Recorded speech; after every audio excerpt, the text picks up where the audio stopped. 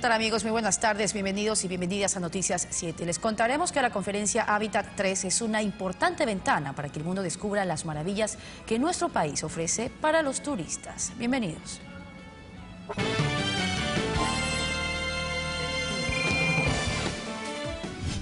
Luis Alfonso Moreno, presidente del Banco Interamericano de Desarrollo, fue condecorado con la Orden Nacional al Mérito en el grado de Gran Cruz.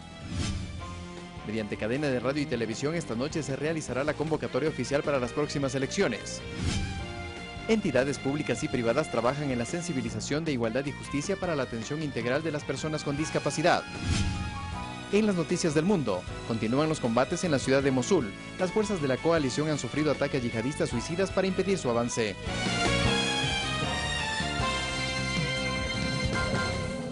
El presidente Rafael Correa mantuvo varias reuniones durante esta mañana en el Palacio de Carondelet. En una de ellas, el jefe de Estado dialogó con Luis Alfonso Moreno, presidente del Banco Interamericano de Desarrollo, quien fue condecorado con la Orden Nacional al Mérito en el grado de Gran Cruz. Esto por el aporte del BID al Estado ecuatoriano.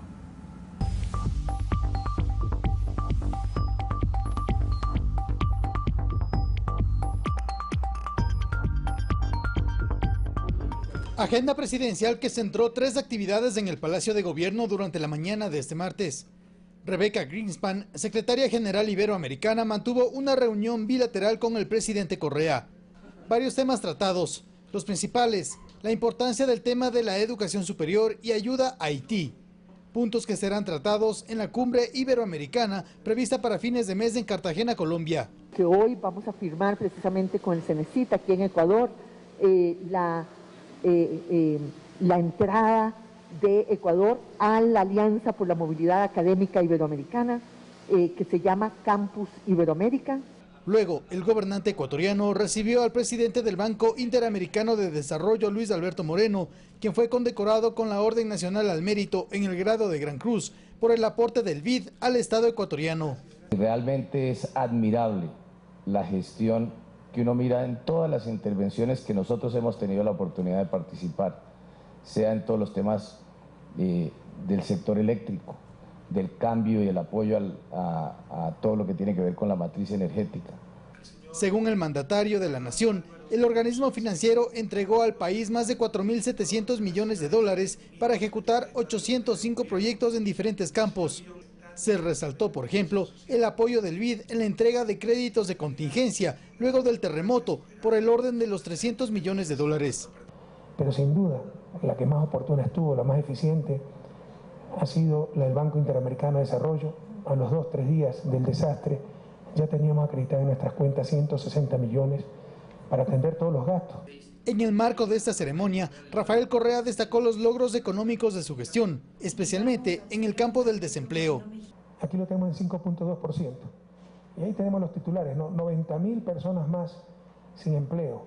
O sea, haciendo creer que la situación es catastrófica, cuando esta es de las tasas de desempleo más bajas de la historia del Ecuador.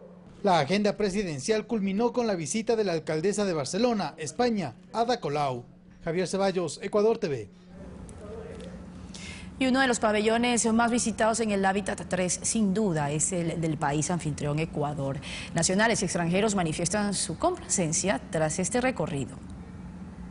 Al ingresar encontramos la exposición Chamanes y Deidades del Antiguo Ecuador, donde se exhiben piezas arqueológicas de las culturas Chorrera, Bahía, Jamacoaque y La Tolita. Hay que recordar que las sociedades ancestrales de aquí en el Ecuador tienen alrededor de 12.000 años de antigüedad. 2 collages con flores ecuatorianas dan la bienvenida al segundo piso, donde los visitantes encuentran una gran variedad de lo que ofrece nuestro país en materia turística, cultural y gastronómica. Una muy buena exposición para dar a conocer nuestro país. Me parece impresionante todos los proyectos que se están haciendo a lo largo de todo nuestro país y estar orgullosa realmente de nuestra cultura. Un simpático robot interactúa con quienes llegan al stand y hasta ofrece a sus nuevos amigos un chocolate elaborado con cacao fino de aroma ecuatoriano. ¿Cómo te llamas? Hola, yo soy Chocobot. ¿Quieres un chocolate? Bueno, gracias. Quienes recorren el pabellón de Ecuador encontrarán desde helado de paila hasta sombreros de paja toquilla elaborados a mano por artesanos que llegan desde el austro. Sí, desde nuestras mamás, o sea, abuelitas que siempre han sabido tejer y seguimos nosotros también en este arte. Propios y extraños reconocen las potencialidades que ofrece el Ecuador. Los stands están muy bien y principalmente lo del robot del chocolate estaba bastante divertido. Fantástico, he aprendido aquí, le comentaba a mi compañero, más que muchas conferencias. La participación de varias carteras de Estado ha permitido consolidar uno de los stands sin duda más visitados de esta conferencia internacional sobre desarrollo urbano. Alexis Moncayo, Ecuador TV. Y es que construir ciudades con futuro que promuevan la inclusión social y productiva, pasando a una visión territorial, son parte de los temas que se discuten en las conferencias paralelas de Hábitat. Este martes, el representante del Banco de Desarrollo de América Latina, CAF, resaltó la importancia de orientar las obras a un desarrollo integral, desde los servicios básicos hasta la sostenibilidad ambiental y el cambio climático, que permitirán tener resultados eficientes en el proceso de implementar una nueva agenda urbana. De esta forma se destaca el trabajo conjunto entre el gobierno central, local y la sociedad civil. Es decir, un modelo de desarrollo que debe buscar simultáneamente varios objetivos que son un crecimiento que sea económico, que sea alto, que sea sostenido, que sea estable y lo principal, que sea de buena calidad. Y buena calidad significa que es eficiente en lo económico, inclusivo, que permita la participación de la mayor parte de la sociedad en los beneficios de ese crecimiento, que sea equitativo para mejorar la distribución de la riqueza en los países y desde luego que sea sostenible ambientalmente. Y de forma paralela a la tercera conferencia de Hábitat se cumplió el 9º Foro Global sobre Asentamientos Humanos. El ministro de Turismo, Fernando Alvarado, participó con una ponencia sobre la experiencia ecuatoriana. Asentamientos humanos de ciudades compactas y sostenibles que ofrezcan una mejor vida para sus habitantes es el norte de este encuentro, que busca que los planteamientos aquí discutidos sean parte de la nueva agenda de la tercera conferencia de las Naciones Unidas sobre vivienda y desarrollo urbano sostenible. Deben realizarse transformaciones importantes a nivel gubernamental y legal para complementar a las ciudades verdes. Esto tendrá éxito si es apoyado por las partes de negocios e innovación tecnológica.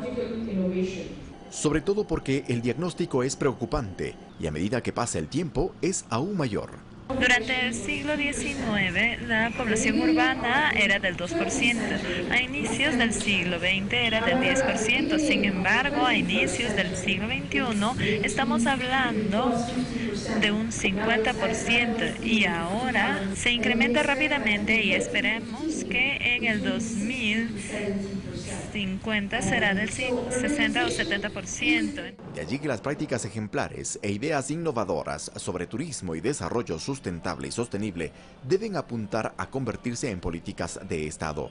La experiencia ecuatoriana ha dado pasos importantes, explicó el ministro del ramo, con acciones integradoras y transversales. Nuestra Constitución contempla el buen vivir y también le otorga derechos a la naturaleza. Somos el segundo país con mayor área nacional respecto a su territorio, con áreas protegidas. Reflexiones y planteamientos oportunos en Hábitat 3 aseguran para que desde el turismo se actúe para solucionar temas sociales. Eduardo Córdoba, Ecuador TV. El presidente de la República, Rafael Correa, anunció en el marco de la inauguración de Hábitat 3 que enviará próximamente un nuevo proyecto de impuesto a la plusvalía. El objetivo sería el de regular esta fuente de inequidad social y principalmente beneficiaría a la recaudación de los municipios de todo el país.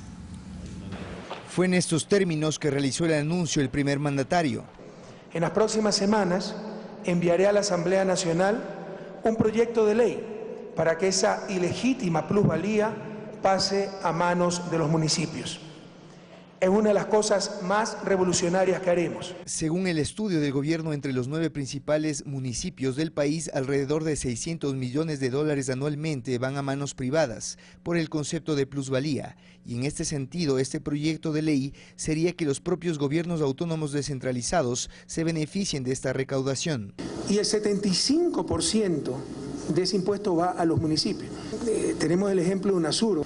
Por construir ese edificio se multiplicó por 6 el valor de los terrenos aledaños. Y así se hace multimillonaria a ciertas familias sin haber hecho absolutamente nada. Acorde al criterio del presidente del Colegio de Arquitectos de Pichincha, esto requiere una eficiencia de los municipios. Que tienen que mejorar sus capacidades de gestión, mejorar sus equipos técnicos, eliminar elementos que son perversos como los temas de corrupción. Y recalca que solo en Quito hay varios ejemplos de una exorbitante plusvalía en sectores colindantes con la Ruta Viva o el nuevo Parque Bicentenario. A mí me parece que es de justicia absolutamente el que el Estado pueda recuperar, que no han puesto un clavo para que su terreno pase de 50 a 250 dólares el metro cuadrado y que obviamente se requiere que esa recuperación sea parte de estos procesos. Fernando Carrión de Flaxo describió lo que ocurre con esta ganancia desmedida citando ejemplos como el de Tumbaco. En 3.000 y 3.500 dólares del metro cuadrado. Yo creo que por eso la iniciativa del presidente a mí me parece muy buena, porque hoy día lo que estamos teniendo es un terreno de especulación del suelo que no tiene ningún mecanismo de regulación. El presidente no puntualizó la fecha para remitir ese proyecto de ley a la Asamblea, que tendrá cánones distintos al que generó debate social tiempo atrás. César García, Ecuador TV. La construcción de obras estatales permite el desarrollo de una zona determinada a la vez que el valor de terreno o viviendas que están a su alrededor se incrementa. A esto se lo conoce como plusvalía. Veamos algunos casos. Vías de primer orden, asfaltadas con buena señalética, no solo benefician al transporte o dinamizan la economía, sino también permiten que el valor de terrenos o viviendas incrementen. A esto se lo conoce como plusvalía. En nuestro país casos de este tipo abundan. Por ejemplo, la entrada en funcionamiento de la carretera E35, una de las principales rutas que conducen al aeropuerto en Tababela. Esta obra modificó el panorama de la zona. Otro ejemplo es la construcción de la sede de la Unión de Naciones Suramericanas, UNASUR. Esta obra aumentó el costo en la venta y alquiler de terrenos, casas y locales comerciales. Según datos del gobierno, el valor de los terrenos expropiados para esta obra habría pasado de 2 millones a 9 millones de dólares. Y es que el plusvalor, mejor conocido como plusvalía, se refiere al valor de un bien inmueble en función de los beneficios futuros que éste pueda traer al nuevo dueño, es decir, buenas carreteras, servicios básicos óptimos, entre otros componentes. En el puerto principal, uno de los casos emblemáticos de aumento de la plusvalía es el que se conoce como la vía perimetral. Dicha carretera inició su construcción en 1985. Y que se la estaban dando la obra a una empresa que estaba cobrando mucho más dinero. Hace 31 años, Alfredo Vera, en su calidad de diputado de la Izquierda Democrática, denunció presuntas irregularidades que, según él, se cometieron en esta vía, y lo hizo a través de su libro, El lleve de la perimetral. Y lo que estaban era desviando el trazado de la vía perimetral, aumentándole algunos kilómetros para que pase por un territorio que se llama Las Orquídeas, que eran propiedad de la familia de Nebot. Según Vera, se habría modificado el trazado original de la carretera.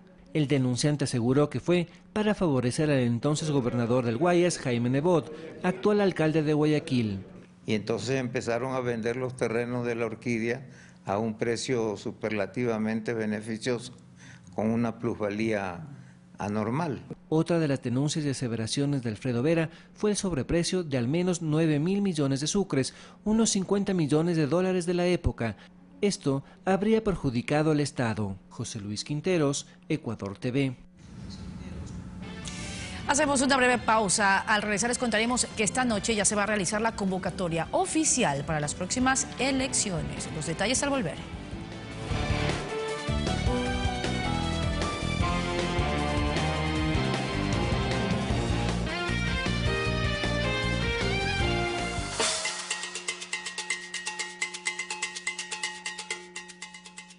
No es necesario morir para renacer. Voy a manifestarme, Ana, de otra manera. está muriendo.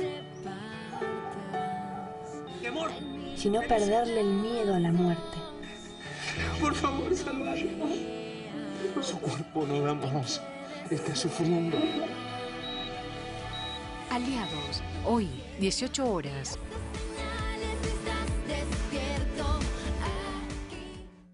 ¿Sabías que las abejas necesitan visitar 2 millones de flores y viajar unos 80.000 kilómetros, que sería lo mismo que darle la vuelta al mundo 2 veces, para recolectar 2 kilos de miel? ¿Sabías que? De lunes a viernes, 19:30. Como tú, hay millones de ecuatorianos que nos ven y escuchan. Los medios públicos llegan a las 24 provincias del Ecuador. Prácticamente donde está un ecuatoriano está la radio pública, Ecuador TV y la agencia de noticias Andes. Es por eso que reservamos este espacio para tu marca y emprendimiento. Aprovecha la preventa de los medios públicos del Ecuador y llega a más personas. Ingresa a preventa.rtvecuador.es y pauta con nosotros.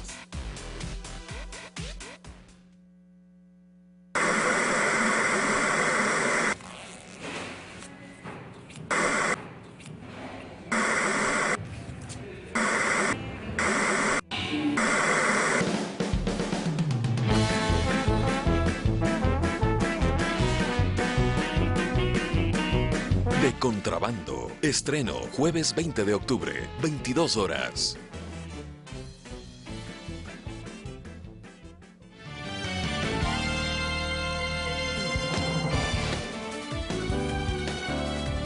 Esta noche se realizará la convocatoria oficial para las próximas elecciones mediante cadena de radio y televisión. Así lo anunció Juan Pablo Pozo, presidente del Consejo Nacional Electoral. Esto da paso al inicio de la inscripción de las candidaturas. A partir de este 19 de octubre inicia la inscripción para las candidaturas del próximo proceso electoral, que será en febrero de 2017, en donde los ecuatorianos elegiremos al presidente, vicepresidente, asambleístas nacionales y provinciales y representantes para el Parlamento andino.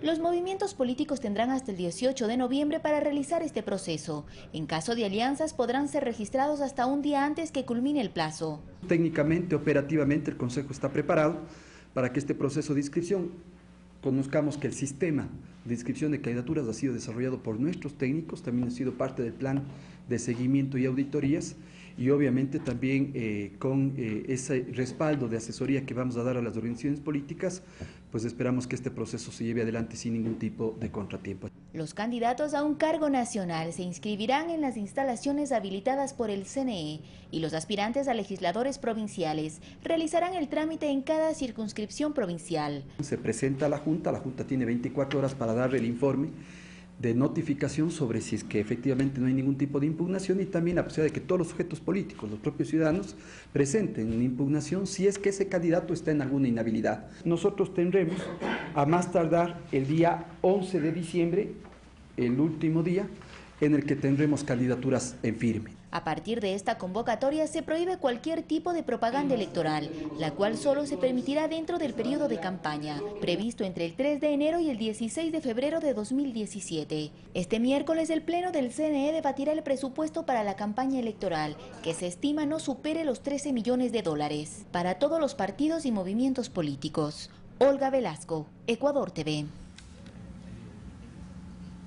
Todo se encuentra listo para que desde este miércoles los movimientos y partidos políticos habilitados en Guayas puedan inscribir a sus candidaturas. Así lo dio a conocer la delegación del CNE en la provincia del Guayas. Los detalles de cómo iniciará en Guayas el proceso de inscripción de candidaturas los presentaron justamente los miembros de la nueva Junta Provincial Electoral del Guayas. Desde este miércoles, 19 módulos serán habilitados para la atención a movimientos y partidos políticos. ¿Por qué 19? ¿No? 16 organizaciones políticas nacionales más 3 provinciales, tenemos 19 módulos, ¿no? Esto preveyendo de que pudieran ser las 19, recordemos que pueden haber alianzas y se pudiera reducir el número, pero básicamente la organización política se podrán acercar a partir de mañana y con el formulario descargado y con nuestros funcionarios ingresar en el sistema la información de los candidatos. En lo concerniente al corte definitivo del padrón electoral en Guayas, se confirmó que existen 300.000 nuevos electores registrados para los comicios de 2017, es decir, un total de 3.073.271 personas sufragarán en la provincia. Habrán 9.465 juntas receptoras del voto, pero a nivel de toda la provincia del Guayas. Aprovechando su primera rueda de prensa como Junta Provincial Electoral, sus representantes defendieron el proceso de sus designaciones. Hemos sido designados todos y todas de conformidad con la Constitución de la República del Ecuador y de conformidad con el Código de la Democracia. De forma breve, se dio a conocer que al igual que en todas las delegaciones electorales del CNE a nivel nacional, ya se encuentran activado el monitoreo, fiscalización y registro de toda la propaganda electoral anticipada. En Guayaquil, Tyron Lino, Ecuador TV. Las agrupaciones políticas Juntos Podemos y Suma, que inicialmente integraron la denominada unidad, respaldarán al precandidato presidencial de Creo, Guillermo Lasso, mientras que el Movimiento Centro Democrático ya no va a postular a un candidato presidencial para las próximas elecciones. Dentro del Movimiento Centro Democrático hay una sola cosa definida por el momento. Esta agrupación no irá con candidato propio a la presidencia de la República. Así lo expresó este martes su líder y actual prefecto del Guayas, Jimmy Jairala. Paul ha tenido la caballerosidad, y le agradezco la pregunta, de anunciar que el día jueves se pronunciará en torno a la declinación de su candidatura. Eso lo hace un caballero, eso hace crecer su figura. La organización realizará su convención nacional este jueves 20 de octubre y allí definirá su respaldo político a uno de los dos partidos con los que ha tenido mayores acercamientos: Acuerdo Nacional por el Cambio, cuyo precandidato es Paco Moncayo, o Alianza País, cuya carta central a la primera magistratura es Lenín Moreno. Sea cual fuere, como siempre, será una posición propositiva, siempre manteniendo la idea que hemos tenido desde el primer minuto de que todo lo que ha funcionado muy bien hasta ahora tiene que conservarse, lo que no ha funcionado hay que revisarlo y hacer lo que está pendiente. Por el lado de la derecha también hay jugadas y estrategias de último momento. Dos agrupaciones políticas que inicialmente pertenecieron de forma inseparable e irrestricta a la denominada unidad de Jaime Nebot, ahora respaldarán al líder de Creo, Guillermo Lasso, y en los próximos días integrarán el colectivo Compromiso Ecuador. Se trata de Suma, cuyo líder es el alcalde de Quito, Mauricio Rodas, y Juntos Podemos, que lo lidera el prefecto de la SUAY, Paul Carrasco. Algunas personas tienen su interés legítimo de participar, otras no tanto. La inclusión de Suma y del movimiento del prefecto Carrasco, pues obviamente aporta más elementos a un abanico de posibilidades, nos une una convicción alrededor de los valores democráticos. Para este fin de semana está anunciada la Convención Nacional de Creo en Guayaquil y lo más probable es que allí se firmen oficialmente estos acuerdos de última hora. César Eduarte, Ecuador TV. El movimiento Suma apoyará la candidatura de Guillermo Lasso. Como lo hemos visto con esta decisión, la derecha va dividida a las elecciones de febrero de 2017, por cuanto otro grupo que esta tendencia apoya al aspirante a la presidencia por el Partido Social Cristiano, Cynthia Viteri. La idea de la derecha de apoyar a una sola candidatura presidencial al final no se cristalizó, puesto que el movimiento Suma, liderado por el alcalde de Quito, Mauricio Rodas, decidió apoyar al precandidato de Creo, el banquero Guillermo Lasso. El anuncio se lo hizo a través de un comunicado de prensa, en el que se afirma que Suma no presentará candidato a la primera magistratura del país, y por ende respalda al ex superministro de Yamil Maguad. En dicho documento también se señala que Lasso es la alternativa del cambio, puesto que entre sus filas no cuenta con exfuncionarios del actual gobierno. Sin embargo, existe una contradicción, puesto que en el colectivo Compromiso Ecuador, que también apoya al banquero, se encuentran la ex asambleísta constituyente por país Betty Amores y el ex gobernador del Guayas, Francisco Jiménez. Recordemos que Suma primero fue parte de la denominada Convergencia Democrática por la Unidad, colectivo que inició con el Partido Social Cristiano y Juntos Podemos. Días atrás, los principales dirigentes de Suma mantuvieron conversaciones con la izquierda democrática, en busca de apoyar a su candidato presidencial, Paco Moncayo. En su comunicado, la organización política del alcalde Mauricio Rodas manifiesta además que su alianza con Guillermo Lasso incluye la presentación de listas de candidatos para la Asamblea Nacional en conjunto. Rodrigo Gálvez, Ecuador TV. Usuarios de seguros de salud y medicina prepagada ven como un acierto las regulaciones que entran en vigencia a partir de hoy para que se garantice un servicio oportuno y de calidad de parte de estas empresas. Soledad Montero es usuaria de un servicio de salud prepagada, al cual tuvo que demandar por las deficiencias de atención y cobertura cuando su hijo más pequeño tuvo una emergencia médica. Que la gravedad de la situación de mi hijo podía acrecentarse y podía perder el pie. Para ella es correcto que se hayan establecido regulaciones a este servicio. En realidad uno se siente en indefensión a veces y sí es necesario que se regulen varias cosas que no estaban bien. También estas empresas deberán cancelar a la red de salud pública por la atención a sus asegurados, tal como lo harían si son atendidos en entidades privadas. Yo creo que las compañías de seguros tendrían que responsabilizarse, ¿no? Pues algo uno se está aportando. El temor de algunos usuarios es que se suban los costos de los planes de salud o se terminen unilateralmente contratos. Lo cual no debe ser permitido, más aún cuando por ningún lado vemos que sea un tema de fuerza mayor. Verónica Espinosa, viceministra de Salud, asegura que lo que se busca es estandarizar los servicios desde todos los ámbitos. ¿Cuál es el objeto? Que toda la población pueda acceder a la salud como un derecho y no como un beneficio. Para esto, el Estado incrementó su inversión en salud de $500 millones en 2007 a 2.400 millones en 2016, con lo cual de 16 millones de consultas en 2006 se pasó a 42 millones de pacientes atendidos en 2015. Y se ha priorizado, obviamente, donde las necesidades eran mayores. Hemos incrementado como nunca antes en la historia el número de hospitales, centros de salud, equipamiento, infraestructura, abastecimiento de medicamentos, talento humano. Es decir, existen más de 3.000 establecimientos pertenecientes a la red de salud pública en los que la población ecuatoriana se puede atender gratuitamente. Por este motivo, hay quienes desistieron de pagar seguros privados. Que se extendía además. ¿Y el seguro de salud pública le ha funcionado? Sí, perfectamente. Mucha población que necesitaba servicios de salud no los recibía. Y el momento que nosotros universalizamos y garantizamos que sea gratuita la atención, mucha gente que tenía necesidades y pudo finalmente acceder a los servicios, la recibió. Sofía Montoya, Ecuador TV. El defensor del pueblo de Venezuela, Tarek William Saab, cumple agenda en el Ecuador. Entre las citas pactadas está una con sus homólogos para definir el trabajo en derechos humanos. Y uno ha visto la evolución que ha tenido los derechos humanos y la lucha de los derechos humanos de los años 70, en el caso propio, 70, 80, 90 y esta época.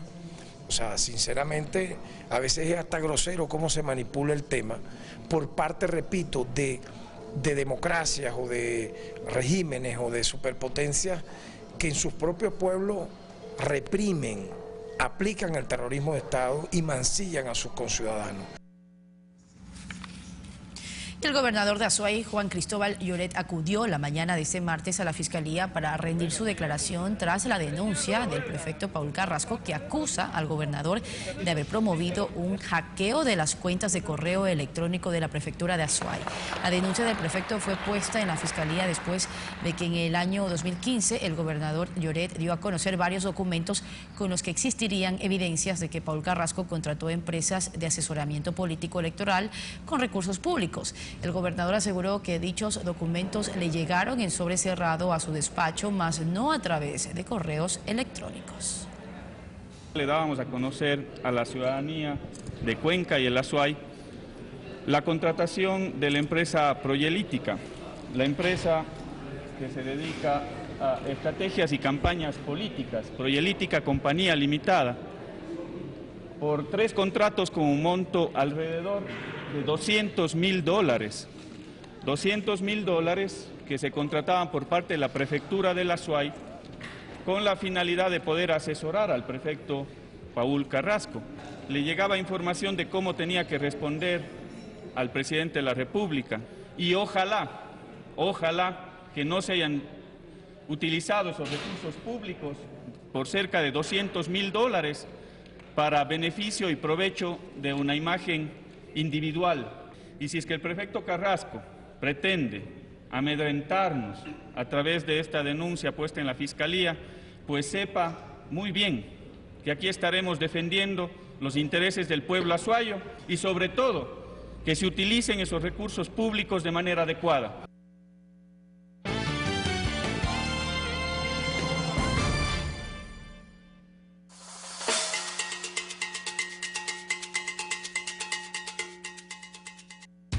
En los especiales Rumbo a Carondelet 2017 de Pulso Político nos acompañará Abdalá Bucaram Pule de Fuerza Ecuador. Su reto, convencer al electorado que su juventud no constituye una barrera para llegar al solio presidencial y alejarse de la imagen para algunos tóxica de su antiguo partido político, el PRE. En Pulso Político tendrá la oportunidad de compartir sus propuestas y plan de gobierno. Hoy, Pulso Político a las 22 horas. Ecuador TV, somos todos. En los próximos 100 años, sucederán cambios asombrosos que modificarán por completo la forma de vida. ¿Cómo serán los hogares? ¿Qué vestirá la gente? ¿Qué y cómo se consumirá? ¿Cómo serán las relaciones? Mundo del futuro, jueves 20 horas. Ecuador TV, somos todos. El embajador de Siria ante las Naciones Unidas, Bashar Jafari, comparte con Javier Lazo, en una entrevista exclusiva desde Nueva York, su perspectiva de cómo Siria ve al mundo, en contraste de cómo el mundo normalmente ve a Siria, en un nuevo programa de Palabra Suelta, este miércoles 22 horas.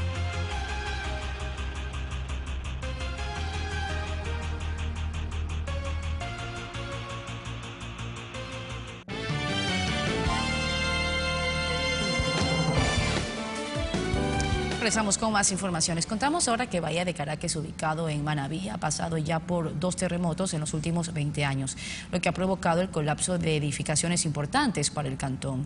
Ahora, sus habitantes piden que se actúe de inmediato en edificios que fueron severamente afectados con el terremoto.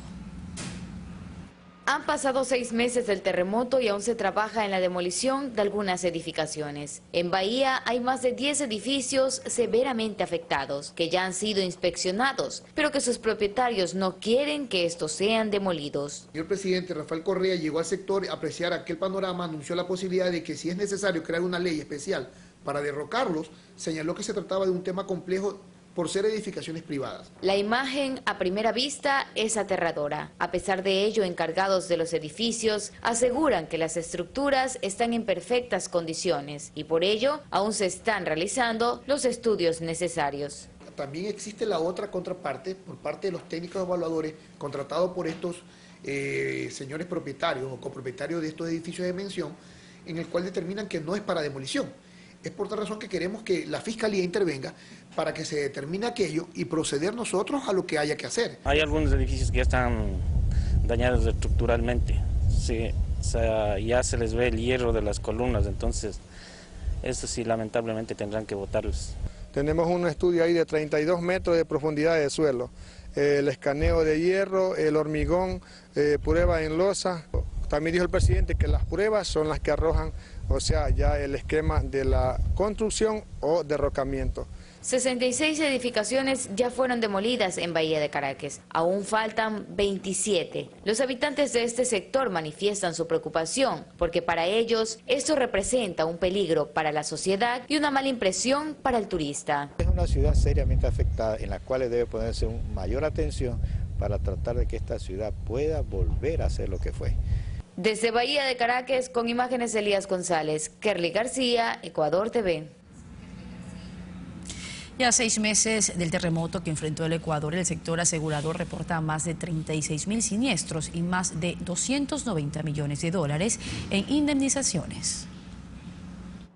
Según cifras de la Fiscalía General del Estado, el número de personas fallecidas en el terremoto asciende a 671, pero las empresas de seguros han atendido 729 solicitudes de indemnización por parte de familiares y beneficiarios de víctimas fatales.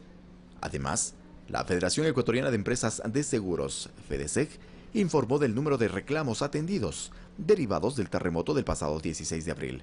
En 180 días, los trámites se generaron en 17 provincias del país y las indemnizaciones superan los 290 millones de dólares, finiquitando 27.303 siniestros reportados, informó la FEDESEG. El trámite continúa para otros 8.800 casos, para los que se estima destinar un poco más de 311 millones de dólares. Eduardo Córdoba, Ecuador TV. La construcción de políticas de igualdad y justicia para la atención integral de las discapacidades es uno de los ejes rectores del régimen.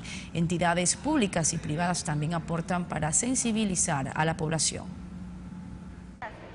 Entre los grupos de atención prioritaria están las personas con discapacidad. De allí se extienden normativas para el sector público y privado que permiten su libertad de movimiento y esparcimiento satisfaciendo sus necesidades. En Ecuador, 415.500 personas tienen algún tipo de discapacidad, el 47.19% con limitaciones físicas. En Guayaquil, cada vez son más las entidades que se esmeran en ayudarlas. Y que no son pacientes del Bernaza, es el público en general, es la ciudadanía que puede acceder a esto. Los adultos mayores y los padres de los niños beneficiados consideran primordial el tener cierta independencia a bordo de los triciclos, ya que con reducida movilidad en sus extremidades inferiores es un poco más complicado moverlos. Porque yo tengo la mano buena y yo con la mano yo puedo rodar donde quiera. Ya molestaba porque ya el bebé tiene 6 años y ya pesa un poquito, ya bastante. Pero está contento, es una alegría porque este aparatito va a ser como sus piernas, porque otros niños salen a jugar a la calle. Mejor que al parque y él no puede, está sentadito nomás, pero ahora ya con esto ya se puede movilizar mejor. Asimismo, como se estableció que las gasolineras del país cuenten con una batería sanitaria para personas en silla de ruedas, a finales de noviembre estaría listo un proyecto para el transporte en buses. Como gobierno nacional también estamos promoviendo ya la implementación de una fábrica de elevadores en este país para promover que el transporte público y el transporte podamos tener elevadores hechos aquí. Pero además se procura la sensibilización de quienes no tienen una condición diferente a través de una sencilla colaboración con los no videntes, poniéndose en una situación similar. Hay ciertos puntos en los cuales se han hecho ciertas adecuaciones arquitectónicas que favorecen a las personas con discapacidad visual, pero falta mucho más por hacer. Con lo que resulta importante que desde cada territorio se aporte para la construcción de políticas públicas de igualdad, derecho establecido en la Constitución de la República. Mirta Carrillo, Ecuador TV. Ahora les contamos que el ciudadano Hernando Rojas, quien ha trabajado por más de 25 años como voluntario en proyectos ambientales, inició un plantón al ingreso de los medios públicos en Quito para exigir que se respete el programa Muyu, el cual entró en vigencia mediante acuerdo ministerial de la Secretaría de Educación en 2009. Rojas espera una respuesta y no se descarta el inicio de una huelga de hambre. Y el Ministerio de Cultura anunció los ganadores de los fondos concursables correspondientes al periodo 2016-2017. 2 millones de dólares se repartirán entre 116 postulantes para el Festival de las Artes y 54 para proyectos de creación y circulación. La cartera de Estado resaltó el apoyo que estos fondos han representado desde el año 2008 para las artes y la creación de los distintos gestores culturales de nuestro país.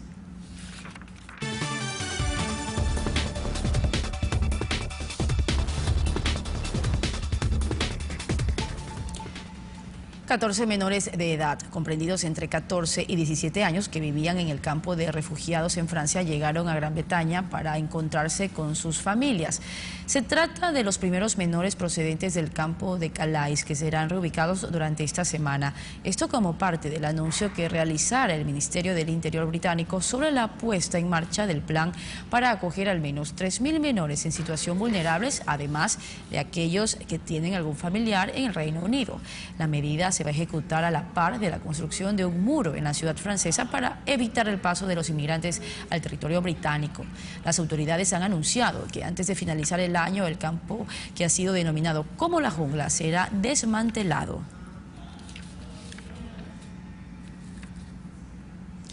Y continúan los combates en la ciudad de Mosul. Las fuerzas de coalición han sufrido ataques yihadistas, suicidas, para impedir su avance. Mosul está en manos de ISIS desde junio de 2014, cuando conquistó la segunda ciudad de Irak.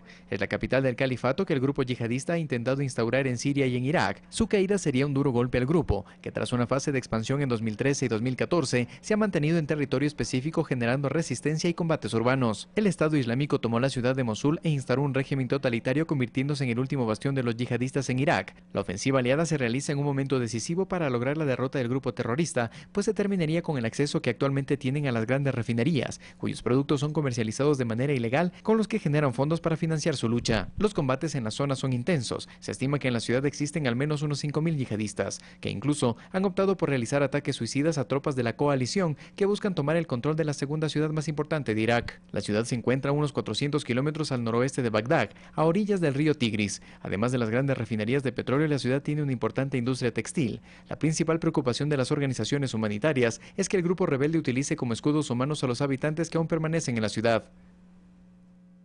Carlos Flores, Ecuador TV.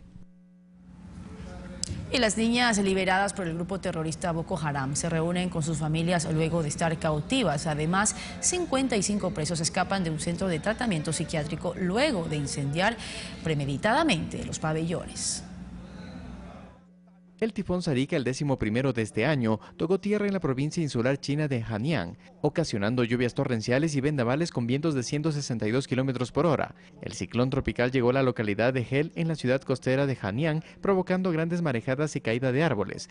465.000 residentes que viven en la zona de baja altitud o casas inseguras en la zona del paso del tifón fueron evacuados, mientras que en el aeropuerto principal de la isla se han cancelado 250 vuelos. También se han suspendido el servicio de viajes en trenes de alta velocidad. La Oficina Meteorológica Provincial pronostica serias pérdidas por el paso del fenómeno natural, ya que se espera que el ciclón incremente su fuerza. 55 presos recluidos en el Hospital de Custodia y Tratamiento Psiquiátrico de Franco da Rocha, en Sao Paulo, huyeron del centro tras prender fuego a 5 de los pabellones. Este medio de centenar de presos ha escapado en dirección a las zonas de bosque cercanas a la prisión, mientras que algunos huyeron hacia la ciudad. Según información de las autoridades, en las últimas horas se han logrado recapturar a 34. Se trata de la mayor fuga en la historia del centro, que tiene una capacidad para 600 internos. El hospital al momento de la fuga registraba 449 pacientes, en su mayoría jóvenes con historial de consumo de drogas, robos y homicidios. Finalmente se reunieron con sus familias las 21 niñas que fueron liberadas por el grupo terrorista Boko Haram. El encuentro se da luego de más de 2 años de estar cautivas. 14 de sus padres han muerto durante este tiempo. Sin embargo, la pena no impidió que el grupo realice una celebración con cantos y baile en la capital nigeriana. Esto mientras esta semana continúan las negociaciones para liberar al resto de niñas que aún permanecen cautivas. Corea del Norte retoma sus ensayos balísticos con los que desafía una vez más a la comunidad internacional. El Pentágono detectó el lanzamiento fallido de un misil balístico cerca de la ciudad noroccidental de Kosun, un lanzamiento que según los Estados Unidos no representó una amenaza para Norteamérica. El Consejo de Seguridad de Naciones Unidas condenó esta y las anteriores pruebas militares, mientras el gobierno de Washington envió un mensaje al gobierno de Pyongyang a abstenerse de realizar más acciones que incrementen la tensión en la región. La Organización de las Naciones Unidas anunció que se alcanzó un acuerdo entre las partes del conflicto en Yemen para observar un nuevo cese de hostilidades por un periodo de 72 horas. La tregua entrará en vigor este miércoles a las 23:59 y podrá renovarse. El presidente yemení Abdul Ramu Mansur Abdi ha anunciado su apoyo al alto al fuego, al que según la ONU se suman también los rebeldes hutíes. En este sentido, las partes en conflicto están obligadas a dar el acceso libre y sin restricciones a la asistencia y al personal humanitario a todas las partes del país, además de una pausa total de todas las actividades militares. Carlos Flores, Ecuador TV. Así finalizamos este informativo. Muchísimas gracias por su compañía. Les recordamos que a las 7 de la noche los esperamos con más noticias. Pasen bien. Buen provecho.